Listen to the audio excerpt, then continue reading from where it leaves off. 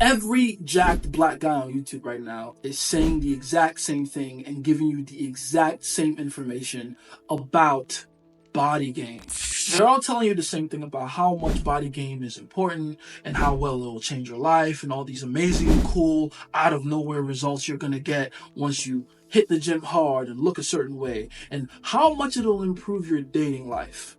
And guess what? They're not lying.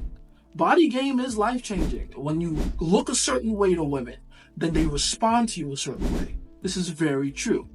What all of these other guys haven't been able to properly communicate to you, most likely because they don't seem to understand it themselves, is the actual biological significance of BodyGame, why it actually works. And it's not something as surface level as you might think, like, oh, women just respond better to a man that's put a lot of work in his body. That's part of it. Sure, women find effort sexy to some degree, but that's not the real reason. If you understood the real reason, you would understand in the same breath, just frankly, how unnecessary BodyGame is. Because then you could just separate the actual core principle that makes BodyGame work from having to do all that work at the gym and then just create results anyway, like I did.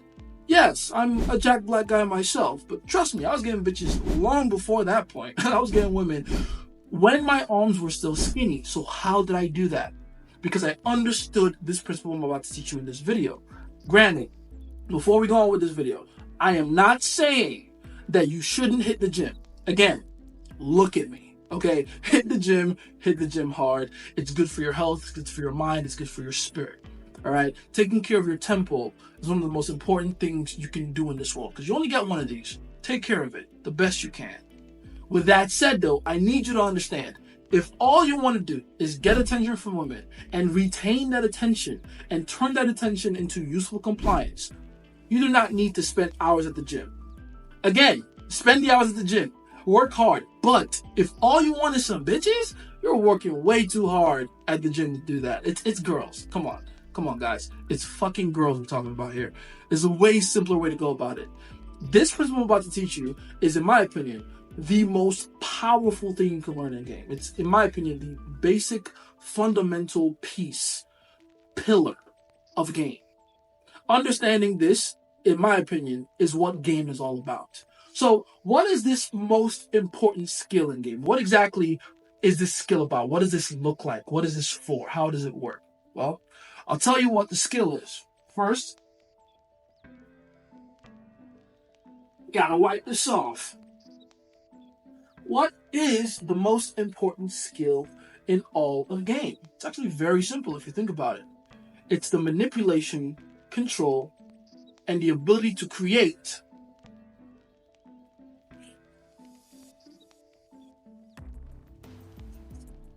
tension. That right there. That's it. This is why BodyGame works. And more importantly, why any game works. Every game you've ever heard up to this point in your life revolves around this right here. Whether it's, the dread game of old, whether it's any form of negging or disqualifying, any form of aesthetic-based game, anything. It all works because of this right here. This is the core root. This is the principle. Tension. Tension is what creates attraction. Let's really get into what tension is. Let's talk about it, because this is fun for me. Now, what is tension? Tension is essentially a byproduct, a strain between opposing forces. Say force A and force B. Tension is what happens when these two forces of equal magnitude begin to work against each other in opposing directions, right? Newton's third law of motion, right? That would be the most simplistic way I can boil it down.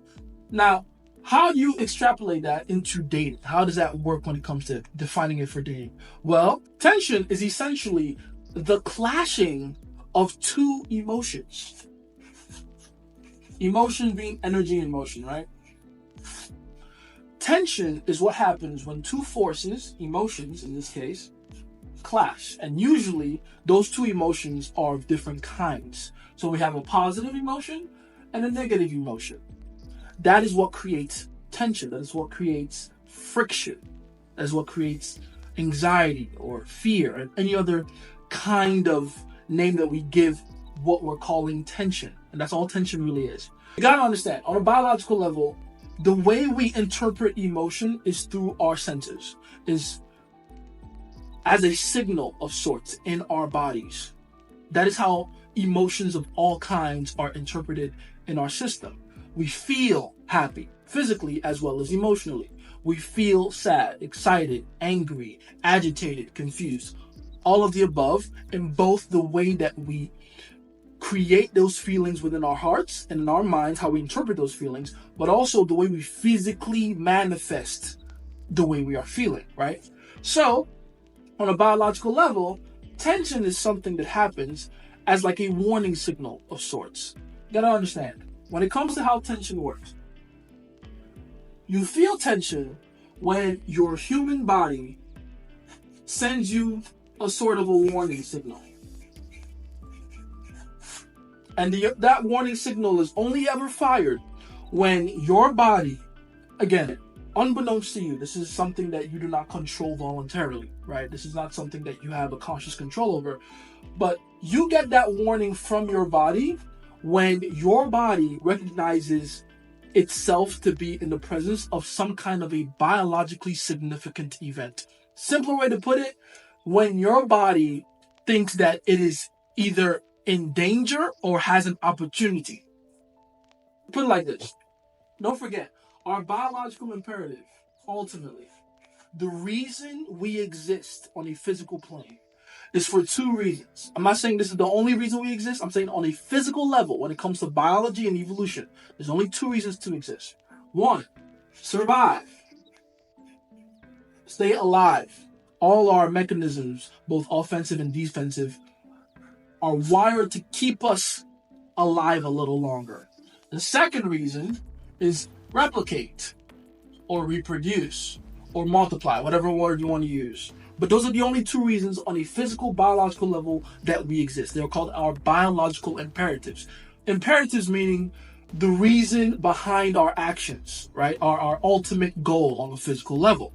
We do it to stay alive longer, and we do the staying alive longer to be able to pass our genes into the next generation, right? So our entire nervous system, our neocortex, our limbic brain, our reptilian brain, all those different parts of what makes us the animal we are centered around our ability to find and look for opportunities that either help or hinder our ability to do these two things. Think about it. If our entire strategy for existence is to just stay alive longer and do that well enough to pass our genes on to the next generation, then it probably makes sense to come up with strategies that help us to do so. Or look out for opportunities that help us to do so. And also look out for situations that might hinder our ability to do those things, right? The exact same thing happens for both men and women in that regard, right? So don't think this is a gender separation thing. This is a human existence. This is a human type of thing. Now, survive and replicate. That is what our bodies are driving us to do on a daily basis. The actions that'll lead us to more survival, the actions that'll lead us to our ability to replicate. So, our bodies have in itself all these complex systems that are, hanging in the balance, constantly working overtime to make sure that we can see and recognize all these different opportunities for both creating better survivability and replication, or all these things that might get in the way of that. One of those warning signals that it uses, and probably the most important one, is what we call tension. So tension is what your body feels when it recognizes itself as being in the presence of something that will help or hinder its ability to survive and replicate longer. Now, what does this all have to do with attraction? It's very simple. You see, women run into men on a daily basis all the time, right? Here's a woman.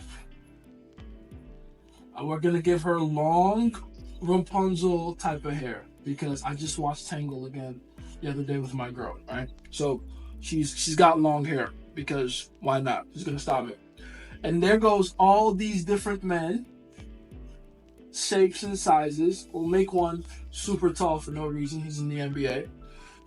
Have another guy over here. I'll make one damn near a child. I'll make one average height, if you want to call it average.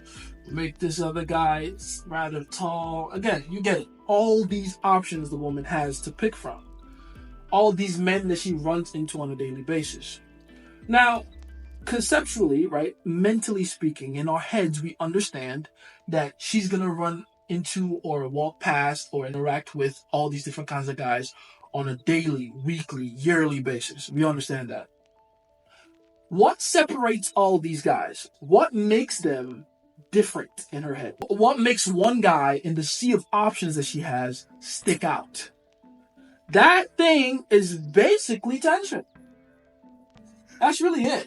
Don't forget the creature we're dealing with here. We're talking about women. These are women, as in humans, who are led primarily by their emotions.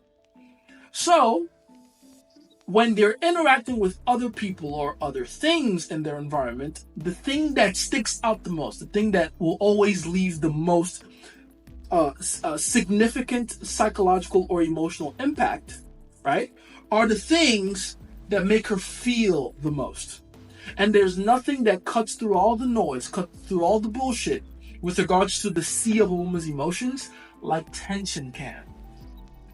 Right? This is why every man that makes a woman feel something significantly on an emotional plane is a man that has the ability to make her feel tense, to make her feel anxious or scared. Right? How ironic is it that in a woman's mind, right, all these different emotions usually lead to the exact same outcome.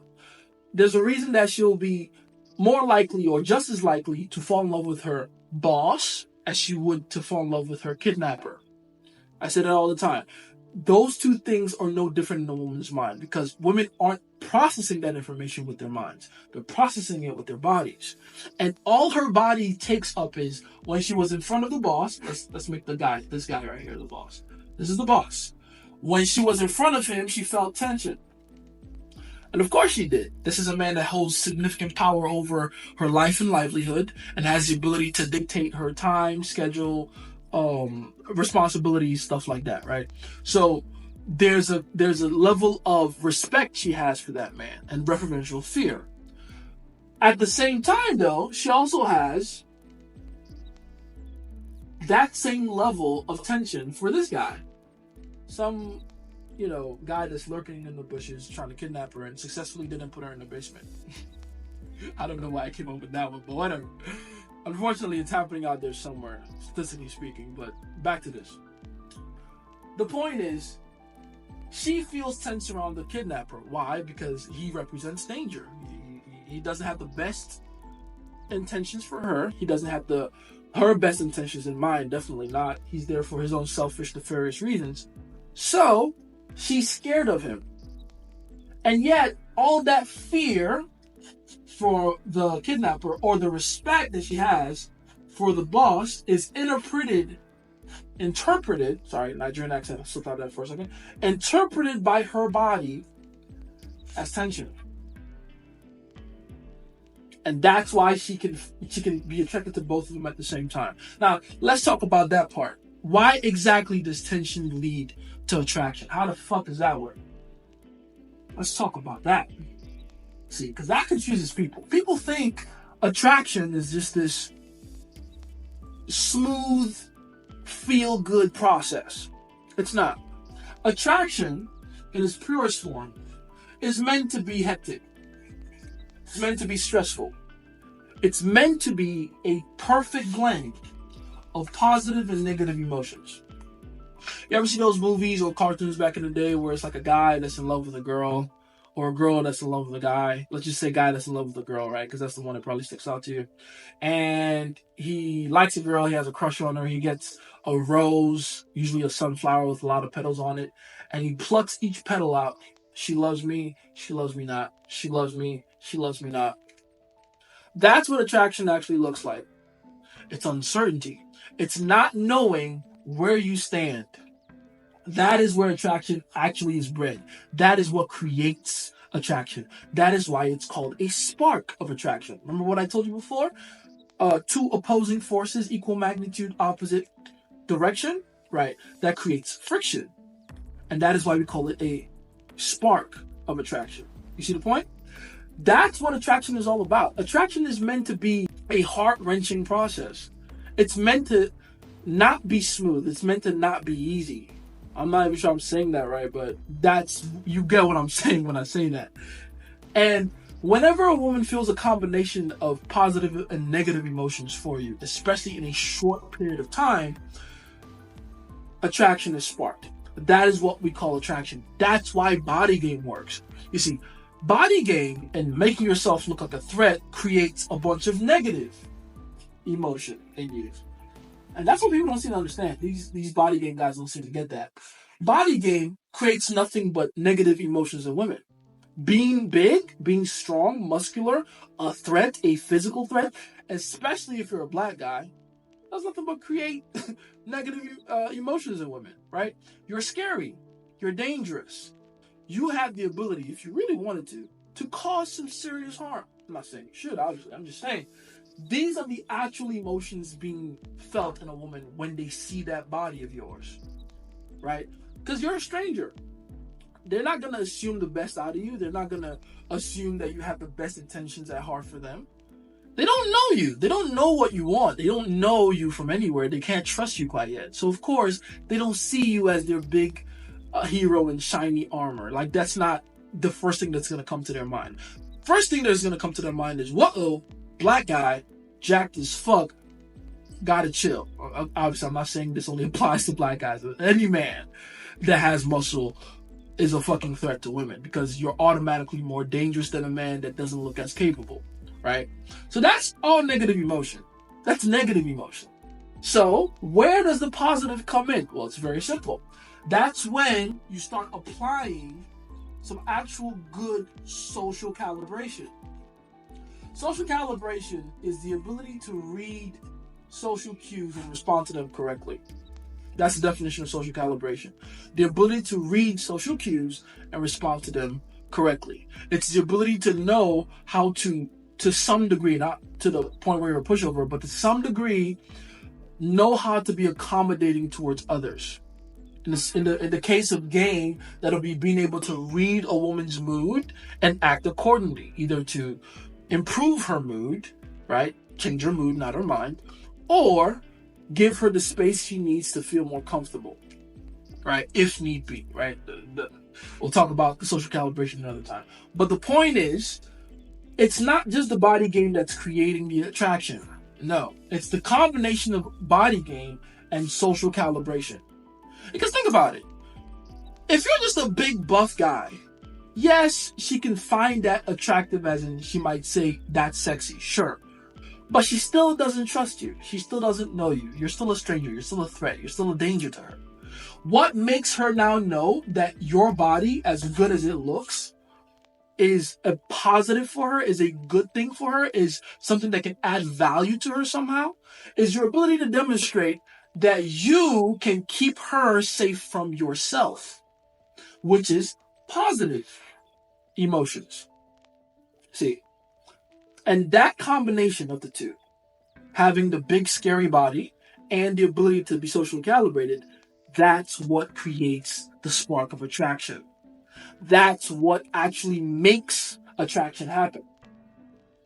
That's how it works. That creates a tension, and that tension leads to attraction, right? The natural thing when tension is sparked is attraction happens. And when attraction happens, by law of nature, by natural law, whenever any organism, and by organism I mean any animal, myself, yourself, the cat, the dog, whenever they feel tension, whenever an organism feels tension, including the girl, obviously, like I need to say that, but I'm gonna say it anyway. Whenever an organism feels tension, the very next step, right, when it feels the presence of tension in itself, in its body, is to find ways to quench that tension, to get rid of it, to ease the tension, right, to kill it. That is the point of tension. Tension isn't just a warning signal. It's a pain point. It's something that requires you to move into action, to do something about it. That's why you are more likely to be motivated to do something when you're scared, right? Because fear is a form of tension. When you're anxious, right? How many mistakes are made when you find yourself in an anxious situation? When you're confused is another form of tension, right? All these things are forms of tension, and they're there to make you feel uncertain. And that uncertainty, why have I forgotten how to spell certainty? Uncertain, there we go. That uncertainty is something that most people, especially human beings, cannot deal with. Uncertainty is a state of not knowing. And ironically enough, fear is the language of the unknown, right? When you don't know something, you're more likely to be scared of it. That's how it works. People don't want to interact with things that they're not familiar with, because it puts them in a position where they're going into a situation that they don't know about, and it makes them feel uncomfortable. When people feel uncomfortable, the first natural step is to try to find a way to feel comfort again. When people feel uncertain, the very first natural step is to try to find certainty again. And that right there is both your salvation or your death, depending on how you use it. And that's where manipulating tension comes in, right? Check it out. Whenever tension is created, you feel a need to quench it. And so does she. When she feels a need to quench her tension, what she's looking for at that point is for you to find a way to give her a chance to get rid of that tension, to get rid of that uncertainty. That's where you get a chance to give her a compliance test. That's where you get a chance to go, okay, if you want this tension to be gone, then let me give you an opportunity to do something for me, something on my behalf, to alleviate yourself of this tension. And that right there is how game works. That's game in summary. That right there.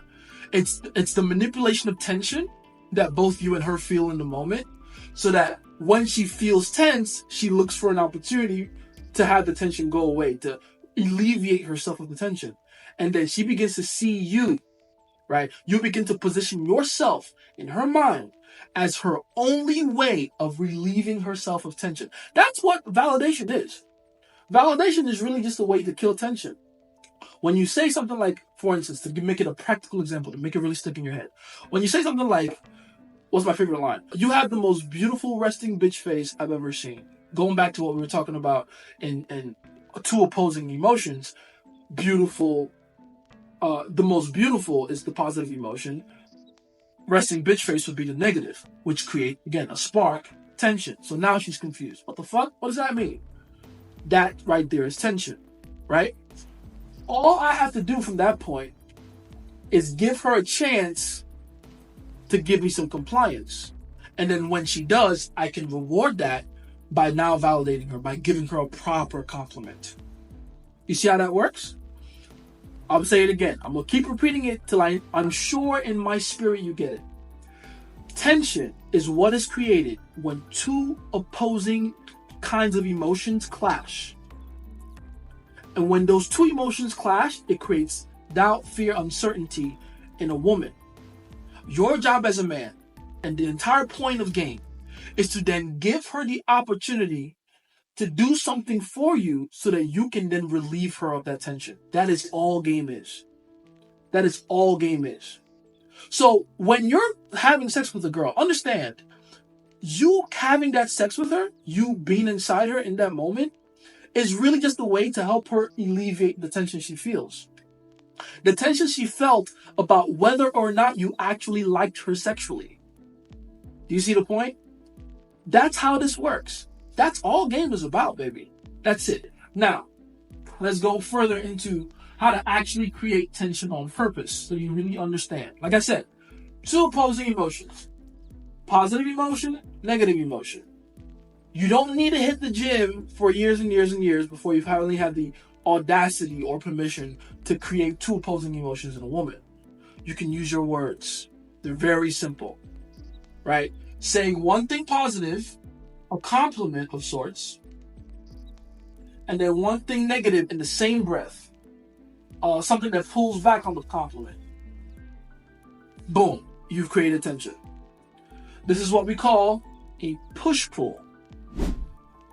A neg does the same thing, a disqualifier does the same thing, but basically this is the formula for creating tension with a woman with your words without having to hit the gym first. It's very simple. Give her a compliment, pull back on the compliment. Boom, that's it. Tell her you like her shoes. Then say, I don't know if they suit you particularly. Tell her you like her hair. Then say, you should have chosen a different color, but I like the pattern.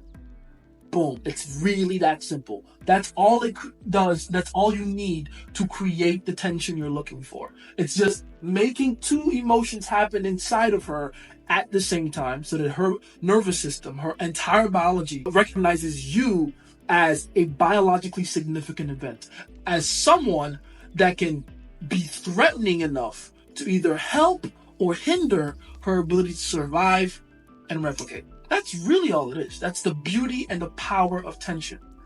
It's so important. Now, I got a couple gifts for you here. One, to really help you understand how tension works and the different other examples you can use for, tension and creating tension in a woman's mind. I have something called the Opener's Guide. It is an entire guide that I made full of 40 plus examples of openers you can use for women that all abide by this law of creating tension from the jump. And I put it in the description below. You can go check it out. I put a massive discount on it, so you really don't have an excuse to go get it, right? On top of that, second gift, with my last video, a few people were a little peeved with what I did. I rickrolled y'all. I'm sorry, my bad, didn't mean to rickroll y'all. Never gonna give you up. It's a good song, But I realize now some of you just want erotica, hypnotica right now. You want hypnotica, erotica, or sex hypnosis, and you want me to just give you the link directly without having to go search for it in the Self-Belief 2.0 course, which, by the way, is still free. Go register for it. It goes off in 3 days. So go register for it if you don't have Self-Belief 2.0 right now. The links are still in there, obviously, but for those of you that were complaining, sure, I'll do you a favor right now, and I'll give you the link to Hypnotica Erotica right here. Happy? Do with all this information what you must.